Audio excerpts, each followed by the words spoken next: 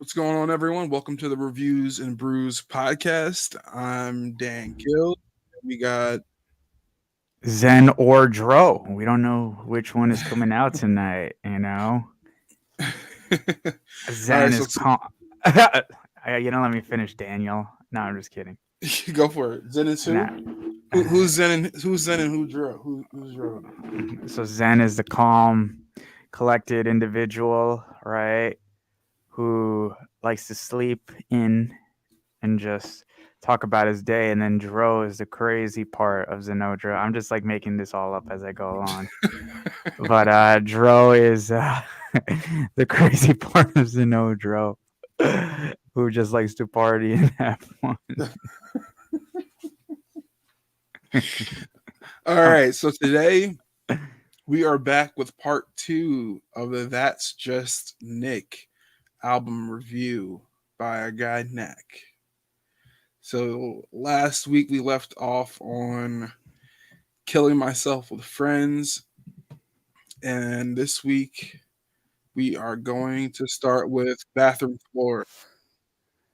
Yes. So, so Zen, tell us what you thought about Bathroom Floor.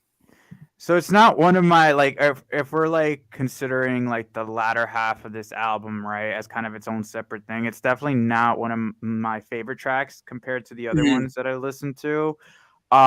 It definitely, you know, really starts to solidify itself as like separate from the first half of the album, though, if I got to bring it back to that, Yeah. as it's being very reminiscent of, punk rock. There's also pump rock, which is like rock but with little pump lyrics. But Mhm. yeah, no, I just made that up. But you didn't even entertain that. But anyway, but it is definitely like more of an upbeat type of instrumental, right?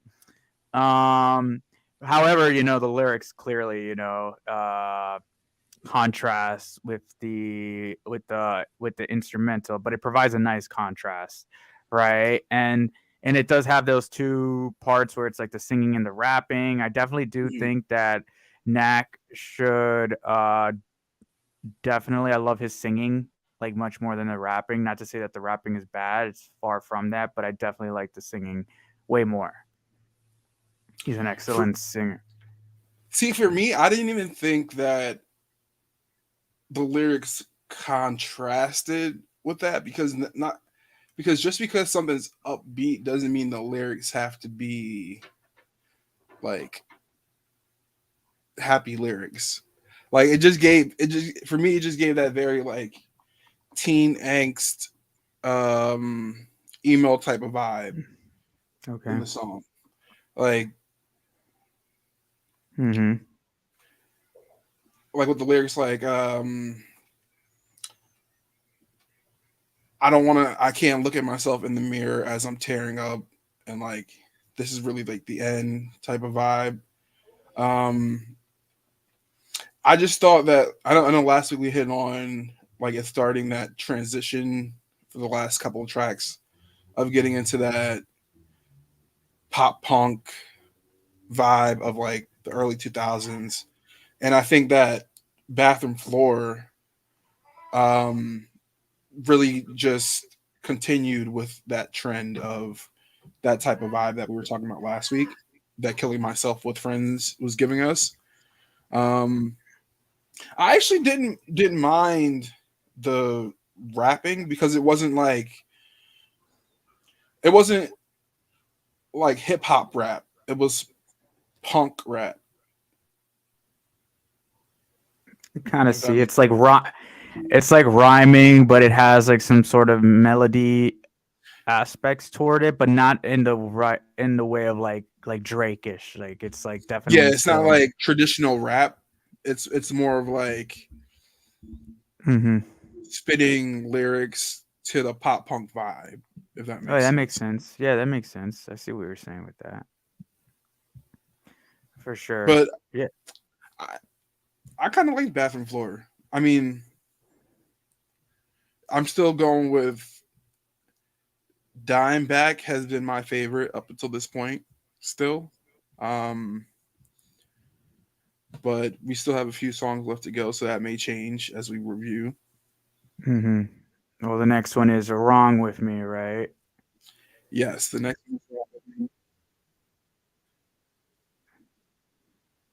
Yeah. So, what do you think is wrong with me?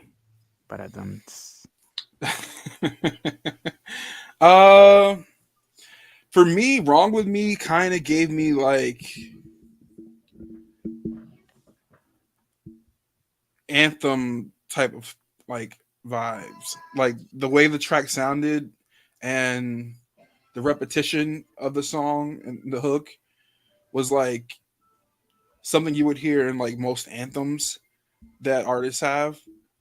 Hmm. Um, so I thought it was really well done in that aspect. Like it's not one of those songs where it's too repetitive to the point where like you don't want to listen, but it's just repetitive enough to the point where you're like, okay, like you're kind of like banging your head a little bit.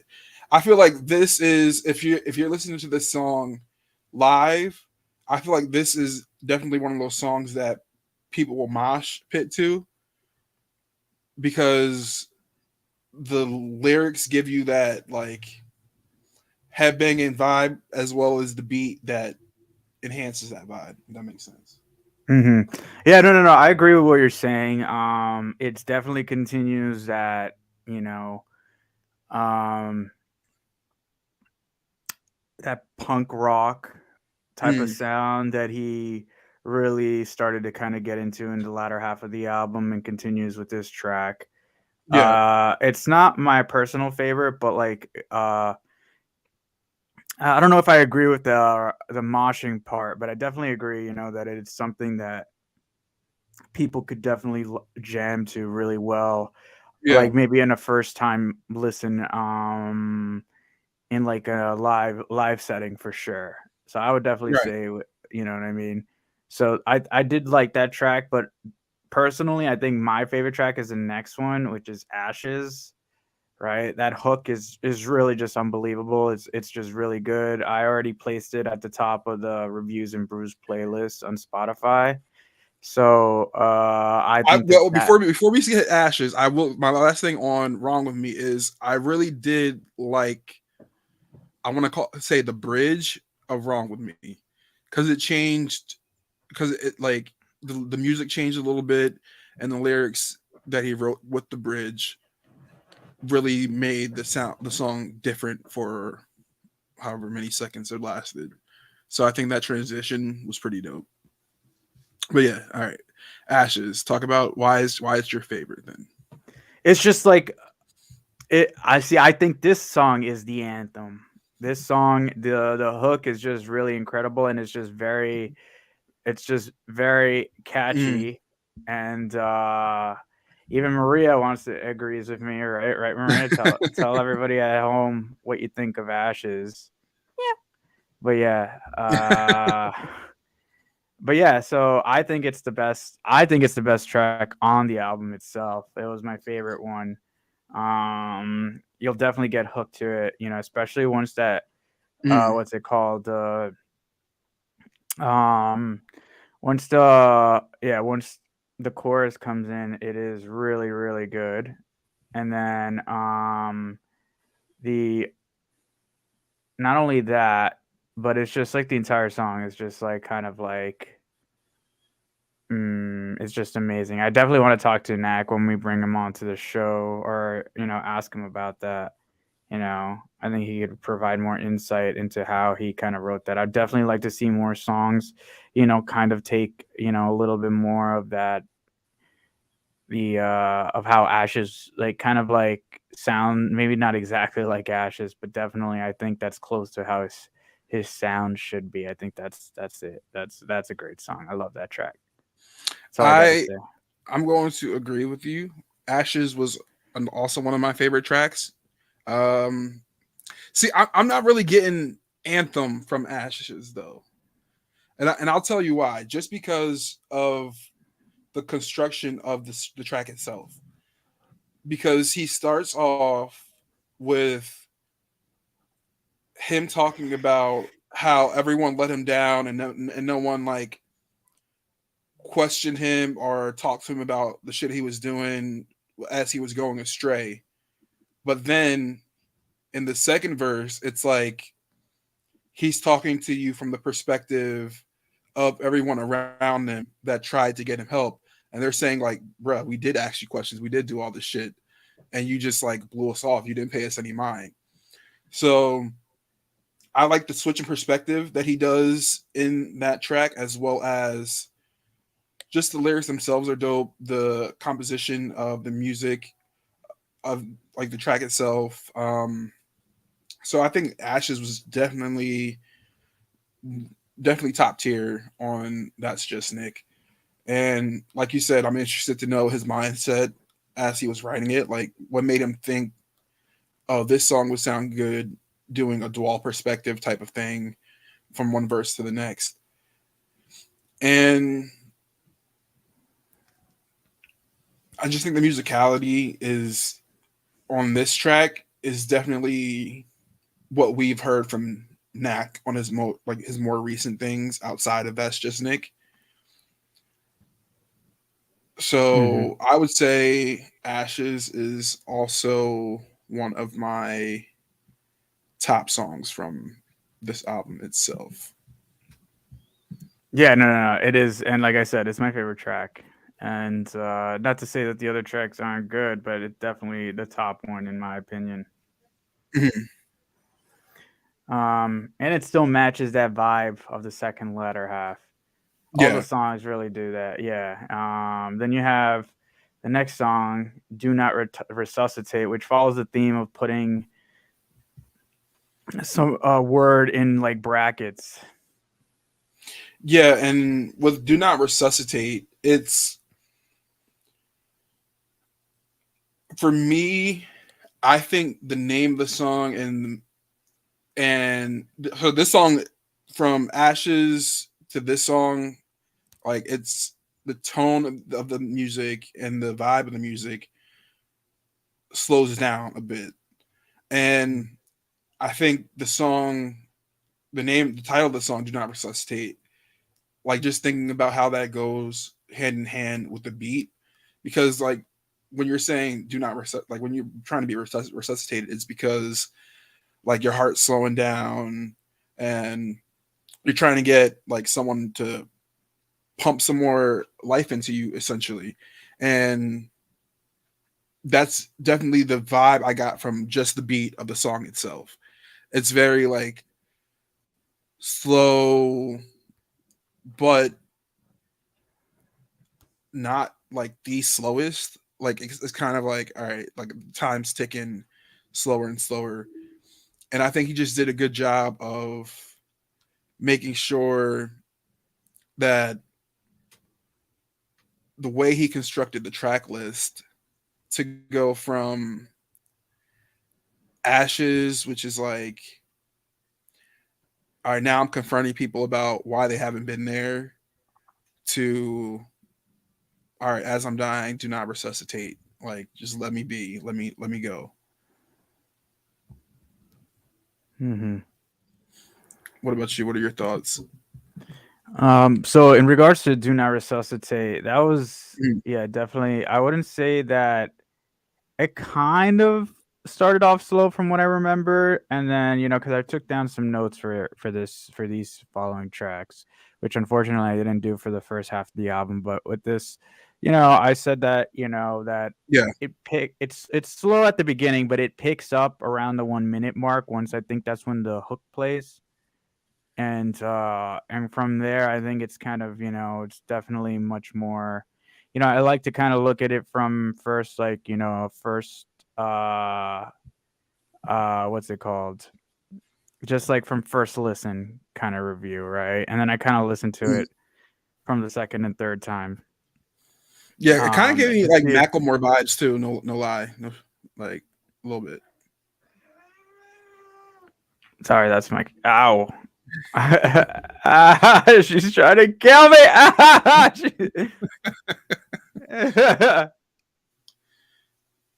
Okay, so but yeah, no, overall that song is good. I don't. I.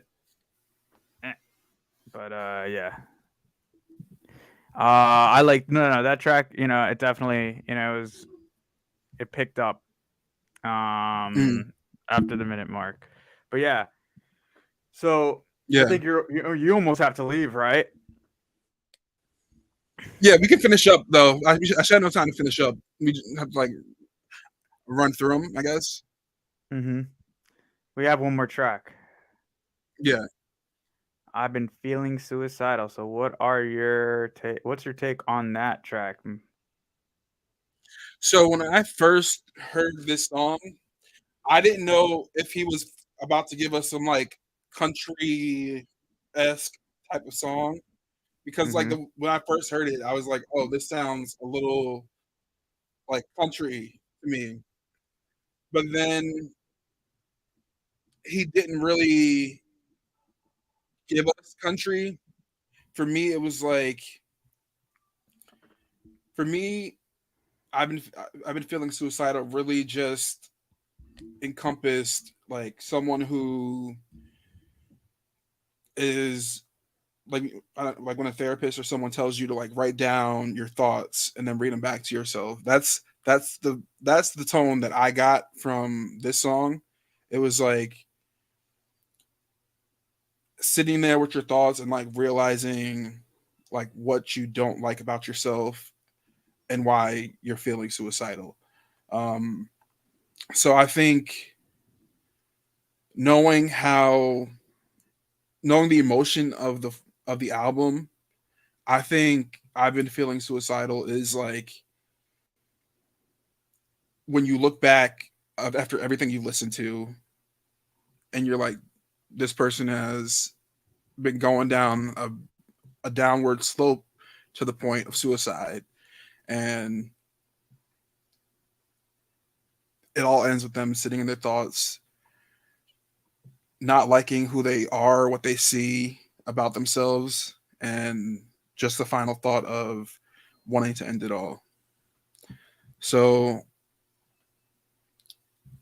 I like how I feel like I'm feeling suicidal is a lot of just sitting there with the music and then it kind of gave me spoken word vibes at like if you're going to like open mic night and someone's doing spoken words, there's like the beat and then like they'll say some stuff and then there's a beat and they'll say some more stuff. Like that's the vibe that I got from I've been feeling suicidal. I actually felt Which the same way. I didn't Yeah, hate. when I was listening to that. Mm-hmm. I liked the track. I think it was a great way to end things. Mhm. It was a great way. It encompassed like the continuation of not only of the second latter half, but the themes as well. In a good way. Even through the title itself, it kind of shows you where it's kind of heading towards. Right. So I think it was a very good way to kind of end things off. You know. I agree. Hmm.